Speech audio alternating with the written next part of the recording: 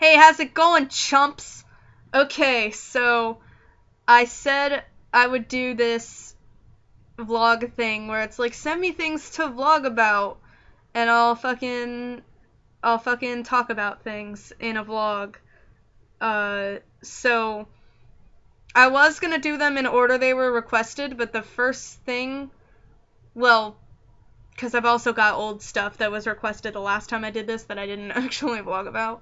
But technically the first one that was requested, I actually filmed and I was talking about it for 15 fucking minutes and I still had other stuff to talk about. So I'm going to talk about like the more vague ones that would only take me like a couple minutes first, and then I'll get to that long thing and try not to make it quite as long. Okay, so Tumblr user Sketch and Etch, which is my friend Brandon, wanted me to talk about Wander Over Yonder. So, I love Wander Over Yonder. The reaction video is for the pilot is on this channel, but nobody fucking watches these fucking videos. Unless I link them to Tumblr, and then like three people watch these videos. But yeah, so like, I was hooked from the pilot. I was hooked from the concept. Like, the second that I heard that Jack McBrayer was going to voice the title character of a new Craig McCracken, never known how to say his name, to be honest, new show by that guy, I was just like, okay, can it fucking air right now, please? I need this fucking show. And I remember it was supposed to air like this past July, but I guess it got pushed back to August. So it was July, and I was like, Wander Over Yonder this month, and I was like, Wander Over Yonder not this month. So, Wander Over Yonder isn't my favorite show right now, but come on. Can't beat 30 Rock. Can't beat 30 Rock. But it's definitely up there, and, I don't know, I feel happy when I'm watching it, especially the episodes that, like, specifically center around Wander just trying to spread positivity to everybody, like the one where he just has to help every single person, even if it's just, like, the tiniest thing. The war is over! It's still my fucking favorite thing. But yeah, I showed one episode of it to my uncle yesterday because I was telling him about it. And the pet episode was on demand, so I turned my uncle onto the show. And I like how Wander and Sylvia is basically just a gender-bent version of me and my best friend Scott. So that's always fun. But yeah, I'm loving Wander so far. I missed one episode, last week's episode. I'll see it one of these days. But yeah, loving me some Wander. Okay, and I remember last month, Matt, which is Tumblr user Newton Poltergeiser, I think. I don't have it in front of me. His usual URL is Mr. Blue Sky, but right now it's spooky. So it's like Newton Poltergeiser, but with a Z.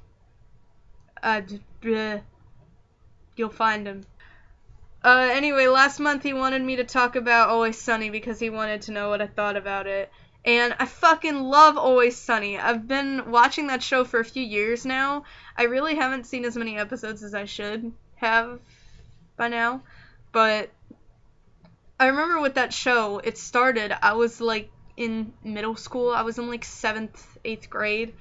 And my mom and her coworkers would always watch that show on break at work because, like, they had a computer and, like, someone recommended the show, so they would just watch that show and laugh their asses off. So my mom tells me this, and then, of course, she says, but you can't watch it, it's too inappropriate. I'm like, okay, why would you fucking tell me about it if you don't want me to tell me how great it is and say, but you can't watch it.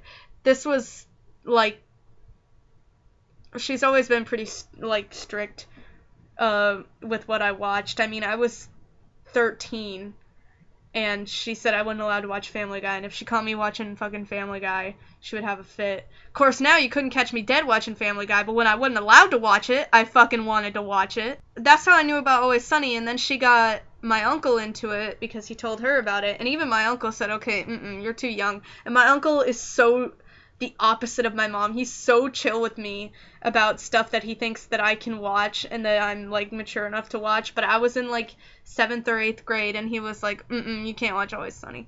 So I think the following year, I was freshman in high school, I was 14, and I saw that the show was on demand. Like, the first few episodes of the show was on demand, and my mom was in the room, so I said, hey, Mom, I'm a little older now, can I watch this? And she said, sure, because she was in the room.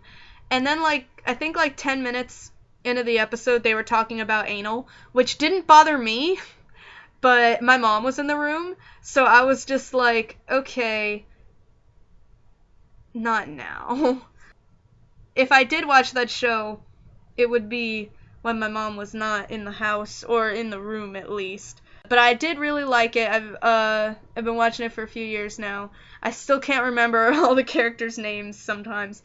I have the Christmas special of that show on DVD, and I think that is literally, like, the funniest shit in the whole world.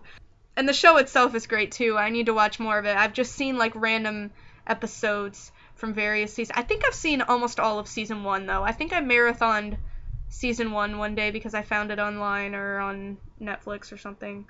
But I know it is on Netflix, so I will watch more one of these days. But yeah, Always Sunny is always good and always funny. Always funny in Philadelphia. You know what I'm saying? Okay, I remember Zane, who is Tumblr user Roxas the Fox, who right now is not Roxas the Fox. It's like Walpurgis Yif or something. Or Walpurgis Yif. Something with Yif. And he said, talk about Paramore, and I'm like, fuck you, I can't fucking talk about Paramore, I'm gonna fucking cry, especially because I have another thing to talk about in this video that is gonna take, like, 20,000 minutes, so, I feel bad that I have to put this in the short answer, but if I go into the long, and the short answer is still gonna be long, knowing me. Okay, so I found Paramore when I was in 8th grade. I was playing Guitar Hero World Tour, and the song Misery Business was on there, and I was like, wow, this song is so fucking cool. So I started looking up songs from fucking Riot, and fucking All We Know Is Falling, and Misery Business was still my favorite, just because it was my first, but I loved all the songs that I found, and I remember Brand New Eyes came out not too long after that, so I got that, like, when I was in my freshman year, and, like, Paramore fucking dominated my life, like...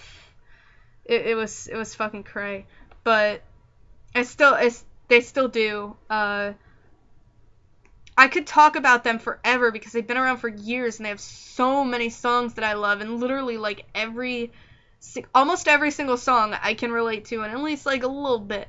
Like, if I can't relate to it now, I've related to it at some point in my life, and if I haven't, and I don't, then I will. Like when the Paramore album came out this year, I loved it, but I wasn't sure if it could be Brand New Eyes for me, because I wasn't quite as personally connected to it yet. And then, you know, shit happened, my life sucked, and that album really helped. So I'm very glad that I had that album for me here on this earth when I was sad. So I feel bad I can't talk more about Paramore, but I also have more stuff to talk about that's gonna be like a long thing, so, but I fucking love Paramore, and I really, really hope I can see them in November, even though right now I'm thinking it's not gonna happen, but I'm just, I'm open.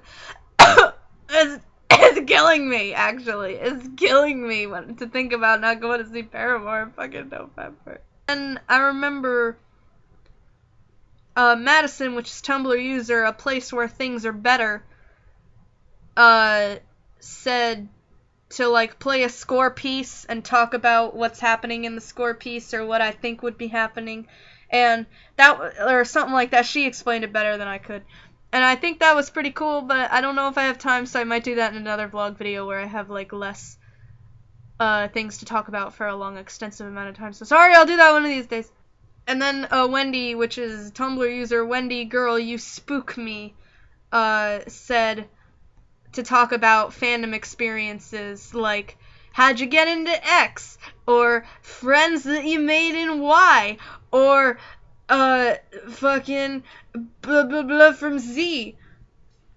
So I recorded this video already, and I stopped when I realized I was ranting about this particular thing for 15 minutes. I started going into like fucking every single fandom I've been in and prominent stuff about it. And I've been in a lot of fucking fandoms.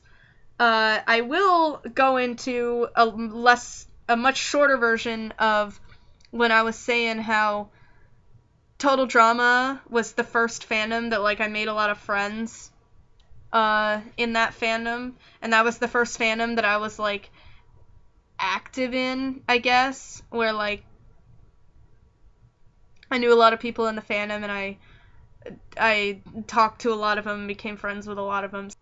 But the thing about Total Drama is that at the time, that was like the only thing I was into, so that's literally all I talked about on and off the internet. Well, sort of, like, it wasn't to like extremely awful levels where I couldn't have a conversation with someone without referring it back to Total Drama. It wasn't that bad, but I did like if you knew me, you knew I was obsessed with TDI. Like you might not know what Total Drama is, but you know that it exists because you knew me and I talked about it so much. I remember being in the Sly Cooper fandom was really fun for a while. Like, it still is. I just like haven't been as active because I've been into other things more. But the Sly Cooper fandom was fun because that was the first one after I became like insanely shy on the internet, because I don't know, Total Drama was like a rare gem where I was like, hey everybody, talk to me about this thing that I like because you guys like it too. It was fun. But Sly Cooper was the first fandom where I think it was the security that it was a small fandom at the time. Now it's gotten like a bit bigger since Thieves in Time's release. But at the time it was a pretty small fandom, so like we all knew each other, and so that was a bit easier for me. It was less intimidating. And the people were great. I mean, the people were great. I love you guys. Same for the A Monster in Paris fandom, which was / is very small. That was a cool fandom. We've all kind of like moved on to different things. We're like more obsessed with other animated movies, but I'm still pretty into A Monster in Paris. I still watch it every once in a while just to experience it. And I already made a new fucking friend in that fandom that's like new to the fandom, makes amazing gift sets, and actually ships Raul Lucille. Shout out to Maybell Coffee, you the best. It's like that with the Monsters vs. Aliens fandom too, because that fandom's pretty small. But that's cool. It's less intimidating, and it's like we all know each other. We all know each other, and we're like a little family of cockroach men and gelatinous blobs. And fish. That's all Link is. He's a fish. I have so many, like, I could make a whole video about this topic alone. Like I said, I talked about it for like 15 minutes and then said I need to chill. Kingdom Hearts is too long of a story to talk about. Same for 30 Rock. And fucking one more, and it's very recent, but going to see Cloudy 2 the day it came out dressed as Sam Sparks was a lot of fun. Like, I've always wanted to go see a movie dressed as one of the characters, so I was really excited. And that's my Halloween costume this year, but like no one recognized me or said anything. Like, if they did recognize me, no one said anything, but it was still fun, just like knowing I was sitting there dressed as the character that's on the screen right fucking in front of me. So that was fun.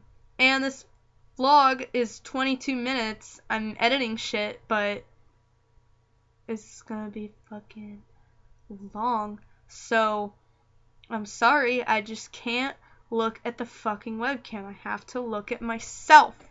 Gotta check me out. I'm gorgeous. Okay, so have a wonderful day. You guys are great. I love you so much.